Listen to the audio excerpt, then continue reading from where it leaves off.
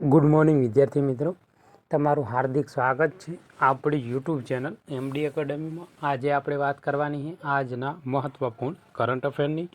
તો શરૂઆત કરીશું।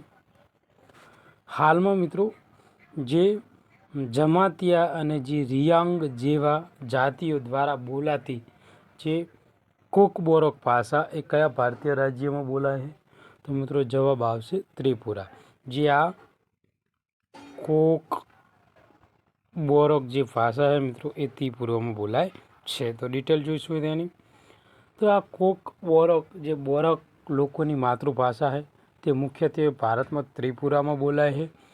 તે મિત્રો ચીન અને જે તિબેટિયન ભાષાના પરિવારોનો આ એક ભાગ છે।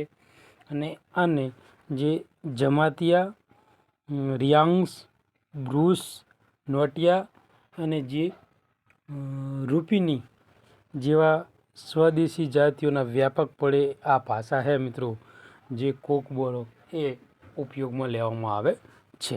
તો મોસ્ટ ઇમ્પોર્ટન્ટ ક્વેશ્ચન છે મિત્રો, આવનારી એક્ઝામમાં પૂછાઈ શકે છે સાંસ્કૃતિક વારસાની દ્રષ્ટિએ। મિત્રો ઘટતા વપરાશને કારણે જે યુનેસ્કોએ જે આ કોકબોરોક નામને તેના atlas of the world languages in danger ની એક સંવેદનશીલ ભાષામાં વર્ગીકૃત કરવામાં આવી છે। એટલે મિત્રો હાલમાં ચર્ચામાં કેમ છે? કારણ કે યુનેસ્કો દ્વારા મિત્રો આ ભાષાને મિત્રો કહેવાય ને કે ડેન્જર ઝોનમાં છે, એ સંવેદનશીલ ભાષામાં મિત્રો તેને વર્ગીકરણ કરવામાં આવેલું છે, એટલા માટે હાલમાં ચર્ચામાં છે। ભારતીય બંધારણમાં 8મી અનુસૂચિમાં કોકબોરોક ભાષાનો સમાવેશ કરવાની માંગ સત્તાવાર રીતે માન્યતા અને સંસ્થાકીય સમર્થન દ્વારા ભાષાને રક્ષણ અને પ્રોત્સાહન કરવા માટે પ્રતિબદ્ધ કરે છે મિત્રો। એટલે ભારતીય બંધારણમાં 8મી અનુસૂચિમાં મિત્રો આ જે ભાષા છે એના સમાવેશ કરવા માટે માગ ઉઠી છે। અને મિત્રો આનો જો સમાવેશ કરવામાં આવે તો વધતા ઓછા પ્રમાણમાં આપણે જે આ ભાષા છે તેને મિત્રો અંધ થતો બચાવી શકીએ છીએ। હાલમાં મિત્રો સ્ટારલિંક સાથે સ્પર્ધા કરવા માટે કઈ કંપનીએ પ્રોજેક્ટ કુઈપર હેઠળ તેનો પ્રથમ ઉપગ્રહ લોન્ચ કર્યો હોય? તો એમેઝોન કંપનીએ મિત્રો જે સ્ટારલિંક સાથે સ્પર્ધા કરીને જે મિત્રો કુઈપર હેઠળ એક ઉપગ્રહ લોન્ચ કર્યો હોય। અને આ ક્વેશ્ચન મિત્રો પોલીસ કોન્સ્ટેબલ માટે મોસ્ટ ઇમ્પોર્ટન્ટ છે, કારણ કે વિજ્ઞાન ટેકનોલોજી સાથે સંકળાયેલો છે। તો એમેઝોને તેના પ્રોજેક્ટ કુઈપર હેઠળ પ્રથમ 27 ઉપગ્રહ લોન્ચ કરીને સેટેલાઇટ ઇન્ટરનેટ રેસમાં સત્તાવાર રીતે પ્રવેશી ગયું છે। પહેલા 2026માં જે સ્મોલ અર્થ જે ભ્રમણકક્ષામાં કુલ 3236 ઉપગ્રહ તૈનાત કરવાની $10 બિલિયન છે એ યોજના છે। તેનો હેતુ શું છે? તો કે હાઈ સ્પીડ બ્રોડબેન્ડ જે ઇન્ટરનેટ પહોંચાડવાનો છે, ખાસ કરીને વિશ્વભરમાં જે ગરીબ અને જે ગ્રામીણ લોકો જે ગ્રામીણ વિસ્તારો છે ત્યાં ઇન્ટરનેટની સેવા વધુ ઝડપીથી પહોંચી શકે તે હેતુથી મિત્રો આ ઉપગ્રહ લોન્ચ કરવામાં આવેલો છે। અને આ પગલું છે મિત્રો એમેઝોને જે સ્પેસએક્સના સ્ટારલિંકના સીધા હરીફ તરીકે સ્થાન આપે છે, જેની ભ્રમણકક્ષામાં પહેલેથી જ નોંધપાત્ર સંખ્યામાં ઉપગ્રહો છે। અને અગાઉ વિલંબિત છતાં એમેઝોને લોન્ચ કરેલા ઉપગ્રહ સાથે સંપર્ક પુષ્ટિ કરી છે અને આ વર્ષના અંતમાં સેવા શરૂ કરવાનો હેતુ ધરાવે છે। એટલે કે આ વર્ષ એટલે કે 2025ના અંત સુધીમાં મિત્રો આ જે ઉપગ્રહ છે તે સેવા શરૂ કરવાનો છે। હાલમાં 1 મેના રોજ ગુજરાતનો કેટલામો સ્થાપના દિવસ ઉજવવામાં આવ્યો? તો મિત્રો 65મો સ્થાપના દિવસ ઉજવવામાં આવ્યો 1 મે 1960ના રોજ।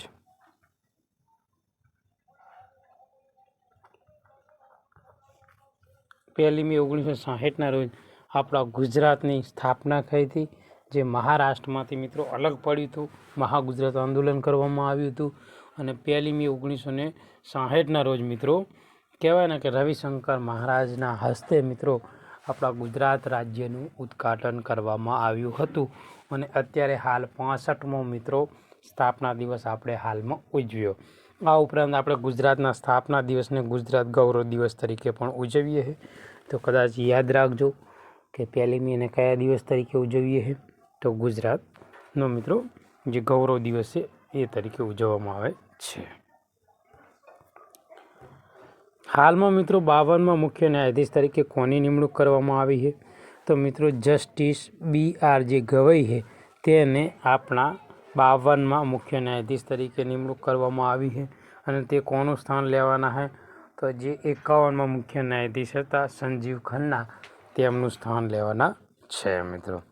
તો જેટલા પણ આપણી યુટ્યુબ ચેનલમાં નવા હોય તો આપણી ચેનલને સબસ્ક્રાઈબ કરી લેજો, બાજુમાં આપેલા બેલ આઇકન ઉપર ક્લિક કરી લેજો, જેથી કરીને કરંટ અફેરના બધા જ વિડીયોની તમને નોટિફિકેશન મળી રહે. અને મિત્રો 2025માં જેટલી પણ એક્ઝામો લેવાની છે તેમાં આપણું જે કરંટ અફેર છે મિત્રો એ 60થી લઈને 70% પૂછાયું છે અત્યાર સુધી મિત્રો. તો ગઈ મિત્રો જે જીપીએસસી 1-2ની એક્ઝામ હતી હમણાં મિત્રો, તેમાં મિત્રો 17 ક્વેશ્ચનો આપણા પૂછાણા છે કરંટ અફેરના. જેને પણ પ્રૂફ જોઈતા હોય તો આપણી ટેલિગ્રામ ચેનલમાં આપણે એ પ્રૂફ મૂકેલા છે મિત્રો. તો હાલમાં મિત્રો વીજળી સંચાલન કરવા સક્ષમ નવા શોધાયેલા બેક્ટેરિયમનું નામ શું છે? તો આશરે ઇલેક્ટ્રોથ્રિક્સ યાકોનેસિસ નામના જે બેક્ટેરિયા છે મિત્રો તે શોધાયેલ છે.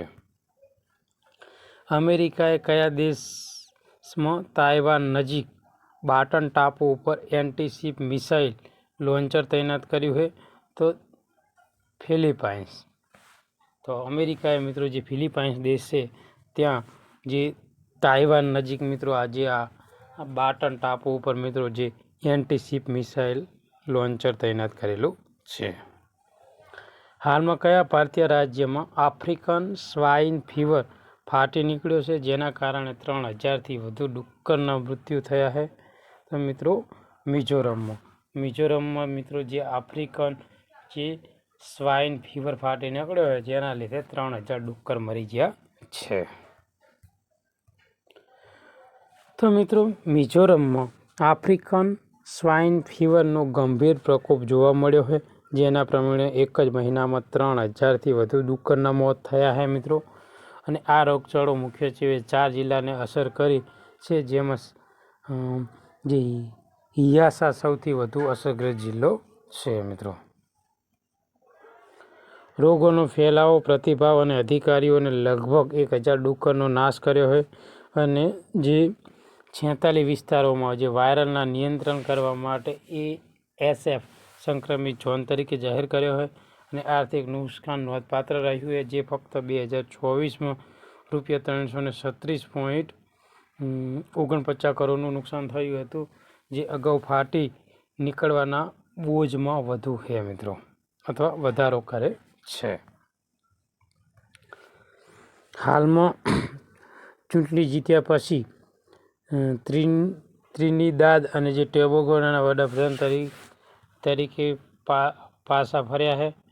તો મિત્રો જે કમલા પ્રસાદ બિસેસર છે મિત્રો, તેઓ જે આ ત્રિનિદાદ અને જે ટોબેગો છે તેના વડાપ્રધાન તરીકે મિત્રો આવ્યા છે. હાલમાં દર વર્ષે આંતરરાષ્ટ્રીય જે જાઝ દિવસ એ કઈ તારીખે ઉજવવામાં આવે છે? તો 30 એપ્રિલના દિવસે આ દિવસની ઉજવણી કરવામાં આવે છે.